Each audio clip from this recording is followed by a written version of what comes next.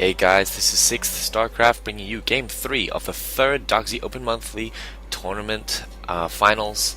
And yeah, we have spawned on Lost Temple. TA Edge playing as the Purple Zerg, spawning on the 6 o'clock position, facing off once again against the Teal Terran Voices. Like I said before, I've been in Queensland for the past week, so I do forget the result of Game 1.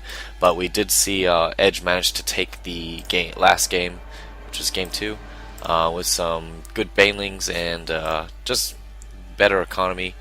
As the players have spawned cross-positionally, we should be seeing a relatively safe early expansion. You've always got to be careful of this high ground above the expansion. Need to get an overlord up there in case the Terran tries any tricky drop play or siege tank placement up there. And we do have the depot going down for Voices, as well as his very early barracks that he likes to do while cutting SCVs. Last game we saw that this did not work out in his favor, as he really didn't have enough SCVs to bring him into the late game comfortably, and yeah, which forced him to go with a lot of Marine Hellion play. We do have the refinery going down for Voices as well, so maybe he's going for some early tech, maybe a factory, maybe tech lab. We'll see. And in the camp Edge, we will have a 14 hatch going down, as it does plop down right there. Edge does realize the spawning locations now, as he has sent a drone to check the close ground positions, and his overlord has trekked all the way up here after scouting the western spawn location. So we do have a tech lab going down for Voices as well. We could be seeing an early push with Marauder Slow, perhaps. Maybe some Reaper play, although they have gone out of fashion quite lately. Reapers on Lost Temple are very successful just because of all this cliff area that they can abuse. Spawning pool going down for Edge. Should be seeing that extractor go up quite soon, hopefully, in order to get that speed. And we do have Voices sending an SCV in here. Edge very wary of any bunker play that may occur, because Voices has been trying to pull it off in the last couple of games. Yeah. So, and Zerg's only response to that really is to pull workers and try and destroy the SCV before it finishes the bunker. So we do have a Reaper being rallied all the way down here. First Reaper already out, second one on the way. 2 SCVs here for Voices. So it looks like we will be seeing a bunker go down. Now the question is, can Edge's drones take out the SCV in time and delay the bunker? But it looks like Voices Reaper does make it here in time, and the bunker should succeed in going up. Spawn crawler almost halfway done. 6 Zerglings coming out, gonna face off against this one Reaper. Should be able to take it out, no problem. Reaper jumps up to the high ground just in time to avoid being sniped off by these Zerglings. Zerglings trying to take down the SCV working on the bunker. They do succeed in doing so, which delays this bunker quite a bit. However, the bunker is almost finished, and the second SCV is at hand. It looks like he's going to finish this bunker as the last Zergling goes down, and Reaper gets in the bunker, starts working on the hatchery. Second Reaper here gonna start doing some work on this burrowing spine crawler. Queen and a couple of drones being pulled off to try and tank some damage and buy some valuable seconds for the spine crawler to get down. The spine crawler finally gets down and starts going to work on the bunker. Looks like this bunker will go down with its 2 Reapers safely inside. SCV desperately trying to repair it, but this bunker play really, I do feel, was worth it, as it forced Edge into making more Zerglings instead of drones, using up those valuable larvae, as well as sacrificing a lot of drones. And we do have a factory just finishing now for Voices, but nothing coming out of the barracks, even though he does have enough cash to fund it. If we plop over to the unit tab, we do have 19 drones to 15 SCVs and 1 mule, so economically wise, not really worth it cutting those SCVs in the start, just because the Voices didn't kill that many drones from Edge. So if we go over to the income tab, minerals is fairly even, but the difference here really is that Voices is actually getting some gas income, whereas Edge's gas income is nil. However, Edge is up by a couple of harvesters now. Starport going down, as well as a tech lab on the factory, so we should see these two switch out, and we'll proceed into Banshee play probably. command center going down for voices as well. If we go back to Edge's side of things, we do see him droning up quite seriously and start beginning on his creep spread. Would really like to see him utilize this queen, or maybe build another queen. Oh, he is building another queen, awesome. Just to link these two bases with creep. Evo chamber going down, so maybe he'll get up some spiral crawlers.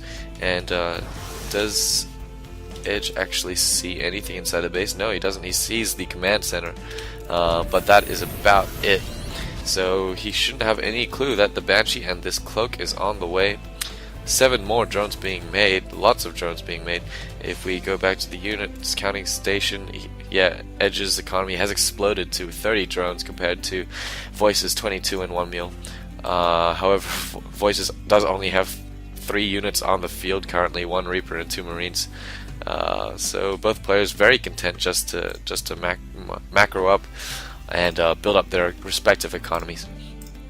It does look like siege tanks and maybe siege mode a little bit later is going to be researched, are going to be on the field for Voices, and he's just waiting for the second Banshee and Cloak to finish before moving out with his aerial forces. Edge's Zerglings coming out here to do a bit of scouting. They do see the Reaper, which is on 10 HP, and no Zergling speed, which is a bit curious. Especially on these longer distances, it makes speed so much more worth it, because if you think about the travel time distances compared to the actual travel distances, the longer the distance, the more time which is saved. And a bit of a fail transfer there, as those SCVs did rally up here for a second. Bunker going down? No, maybe not. Yeah, creep spreading to the tower. Gonna have 1 Reaper here just on the high ground, maybe to do some harassment on this extractor a bit later. Plenty of speedlings coming out. 19 speedlings, and this Reaper does go down. 2 Cloak Banshees coming in. However, Edge does have 2 queens at each base, I believe. Bringing those 2 queens down, so it looks like he's going to be just fine as soon as this Overseer pops. So impeccable timing once again from Edge, as he does also have a Spore Crawler and a Spire going down, so doing everything he can to fend off this Banshee harassment, and will be able to deny any more Banshee play in future with those Mutalisks. Both Banshees getting out with in the red, and these queens are going to try and chase them down, but will be unsuccessful as they plant more creep tumors. We do have a push from Edge coming out now. Plenty of speedlings coming out. No siege mode. The supply depot does go up, which cuts off some of Voice's forces. This is a huge mistake. He's losing so many forces. He just doesn't have the army to back up this expansion, which really, I don't know. I haven't really seen much any good macro play from Voices. He's really flourishes on those early pressure sort of bunker micro intensive strategies. However, his macro play isn't as good as Edge's. Of course, Edge is playing as Zerg and can macro up a lot faster than the Terran forces. So yeah, Mutalisks coming out as well as Stim. Yeah, no upgrades on the evolution chamber quite yet. We do have flyer attacks 1 being started, as well as a 3rd hatchery going down here on the 3 o'clock position. So yeah, setting up a pretty good contain with Zerg forces outside a Terran base, so this is something you don't see quite as often. Mutalisks coming in here to see what they can see and pick off anything that they can. No turrets gone down for Voices, and he knows that he can't defend this without that stim pack upgrade and with the few Marines he has. If we go to the unit station, he only had 8 Marines and no medevacs, so you know, you use the Mutalisks to force a stim and you just back out. You go back in, force maybe another stim in order for Voices to defend, and those Marines are going to be so weak and just go down so quickly. So that was game 3, I believe, and